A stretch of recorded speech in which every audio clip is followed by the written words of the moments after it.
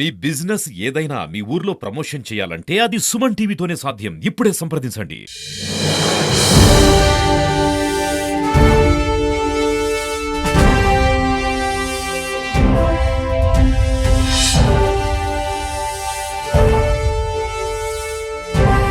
బౌద్ధ చక్రవర్తి సామ్రాట్ అశోకుని జన్మదినాన్ని పురస్కరించుకొని అదేవిధంగా దివంగత భారత ఉప ప్రధాని డాక్టర్ బాబు జగజ్జీవన్ రామ్ గారి జయంతిని పురస్కరించుకొని ఈరోజు భారతీయ అంబేద్కర్ సేన ఆధ్వర్యంలో ఇక్కడ ఘనంగా ఉత్సవాలు నిర్వహించడం జరుగుతూ ఉంది.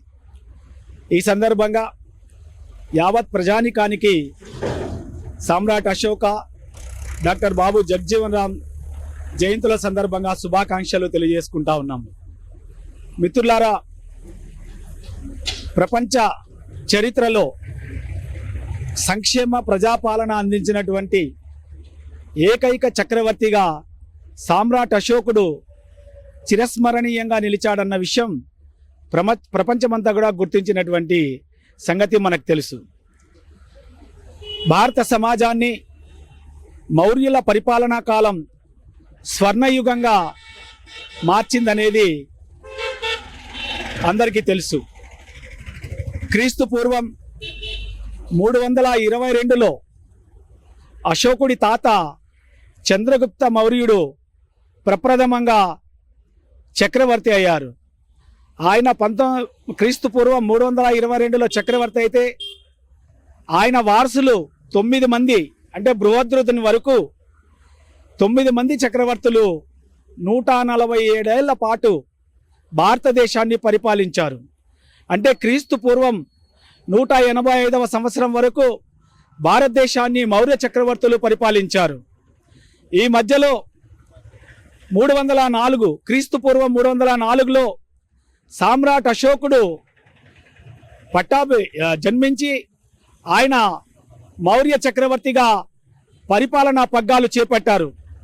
42 సంవత్సరాల పాటు ఏకఛత్రాధిపత్యంగా భారతదేశాన్ని ఆయన పరిపాలించారు. భారతదేశంలో సామ్రాట్ అశోకుని కాలం ఖచ్చితంగా స్వర్ణయుగం అనే చెప్పాలి. ఎందుకంటే ఆయన పరిపాలనలో న్యాయ సమత, దండ సమత, అంటే చట్టం ముందు అందరూ సమానులే, వర్ణాలను బట్టి, కులాలను బట్టి, ఆర్థిక తారతమ్యాలను బట్టి కాకుండా ప్రతి మనిషికి సమానమైనటువంటి హోదా, సమానమైనటువంటి గౌరవము, సమానమైనటువంటి న్యాయము, సమానమైనటువంటి దండన కలగజేసినటువంటి చక్రవర్తి సామ్రాట్ అశోకుడు. అశోకుడి కాలంలోనే మొట్టమొదట మన దేశంలో రోడ్ల నిర్మాణం జరిగింది. రోడ్లకు ఇరువైపులా చెట్లు నాటడం జరిగింది. అదేవిధంగా మనుషులకు కానీ పశువులకు కానీ అనారోగ్యం వస్తే వైద్యం చేయడానికి మనుషులకు కానీ పశువులకు కానీ ఆసుపత్రులు ఏర్పాటు చేసినటువంటి ఘనత సామ్రాట్ అశోకునికే దక్కుతుంది. అదేవిధంగా ఔషధశాలలు, అంటే ఇప్పుడున్నటువంటి మెడికల్ స్టోర్ లాంటివి 24 గంటల పాటు అందుబాటులో ఉండే విధంగా చేసిన ఘనత కూడా సామ్రాట్ అశోకునిది. ఈ విధంగా అనేక మందికి ఆయన యుద్ధ ఖైదీలు 1,50,000 మందికి భూములు పంపిణీ చేశారు. ఆ విధంగా భూములు పంపిణీ చేసిన చక్రవర్తి కూడా సామ్రాట్ అశోకుడే. రైతులకు వడ్డీ లేని రుణాలు ఇచ్చిన చక్రవర్తి కూడా సామ్రాట్ అశోకుడే. ఆయన రైతులను కూడా ప్రోత్సహించాడు. అదేవిధంగా అనేక కళాశాలలు, విద్యాలయాలు ప్రారంభించి విద్యకు ఎంతో ప్రాధాన్యం ఇచ్చాడు సామ్రాట్ అశోకుడు. కాబట్టి ఇప్పుడు మళ్ళీ ఈ రోజు ఉన్నటువంటి ఈ దుస్థితిలో భారతదేశం మళ్ళీ బాగుపడాలి అంటే ఖచ్చితంగా సామ్రాట్ అశోకుడు పాలించినటువంటి సంక్షేమ ప్రజాపాలన మళ్ళీ రావాల్సినటువంటి అవసరం ఉంది. అదే నిజమైనటువంటి అఖండ భారతదేశం. ఈరోజు చాలా మంది మాట్లాడుతూ ఉన్నారు అఖండ భారతదేశం అని. అఖండ భారతదేశం ఎప్పుడైనా మనం చూసామా అని అంటే అది ఖచ్చితంగా సామ్రాట్ అశోకుని కాలంలోనే. అప్పుడు ఇరాన్ సరిహద్దు నుండి ఆఫ్ఘనిస్తాన్, పాకిస్తాన్, బర్మా, అదేవిధంగా శ్రీలంక, భారతదేశంలోని మొత్తం ప్రాంతాలు కూడా ఏకఛత్రాధిపత్యంగా సామ్రాట్ అశోకుడు పరిపాలించాడు. దాన్నే అఖండ భారతదేశంగా మనం చెప్పుకుంటా ఉన్నాం. మరి అలాంటి ఒక సుసంపన్నమైనటువంటి సద్దమ్మ మార్గంలో నడిచేటటువంటి ఒక పాలన కోసం మనమందరం కూడా సామ్రాట్ అశోకుని అధ్యయనం చేయాలి. ఆయన మార్గంలో మన ప్రయాణం చేయడానికి ప్రయత్నించాలని చెప్పి ఈ సందర్భంగా గుర్తు చేస్తూ, అదేవిధంగా ఈరోజు డాక్టర్ బాబు జగజ్జీవన్ రామ్ గారి జన్మదినం కూడా ఆయన భారతదేశానికి ఉప ప్రధానిగా, రైల్వే శాఖ మంత్రిగా, కేంద్ర రక్షణ శాఖ మంత్రిగా, తంతి తపాలా మంత్రిగా, కార్మిక మంత్రిగా, ఆహార మంత్రిగా అనేక పదవులు నిర్వర్తించి భారతదేశంలో నిరుద్యోగ సమస్య తగ్గించడానికి ఎంతో కృషి చేసినటువంటి గొప్ప రాజకీయ దక్షతుడు డాక్టర్ బాబు జగజ్జీవన్ రామ్ గారు. కాబట్టి వీరిద్దరి జన్మదినాల సందర్భంగా 2 డిమాండ్లను మేము కేంద్ర ప్రభుత్వం ముందు ఉంచుతా ఉన్నాం.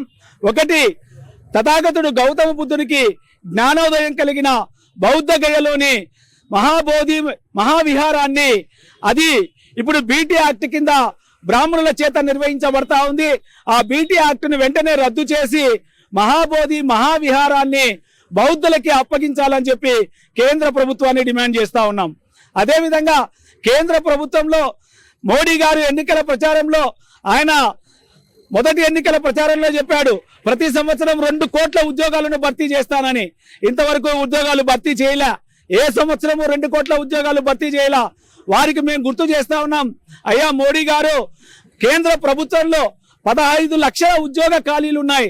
ఆ ఉద్యోగ ఖాళీలను భర్తీ చేసి భారతదేశంలో ఉన్నటువంటి నిరుద్యోగ సమస్యను కొంతైనా తగ్గించండి అని చెప్పి ఈ సందర్భంగా విజ్ఞప్తి చేస్తూ మరొక్కసారి సామ్రాట్ అశోక డాక్టర్ బాబు జగజ్జీవన్ రామ్ల జన్మదినం సందర్భంగా యావత్ ప్రజానికానికి శుభాకాంక్షలు తెలియజేస్తూ ముగిస్తున్నాం.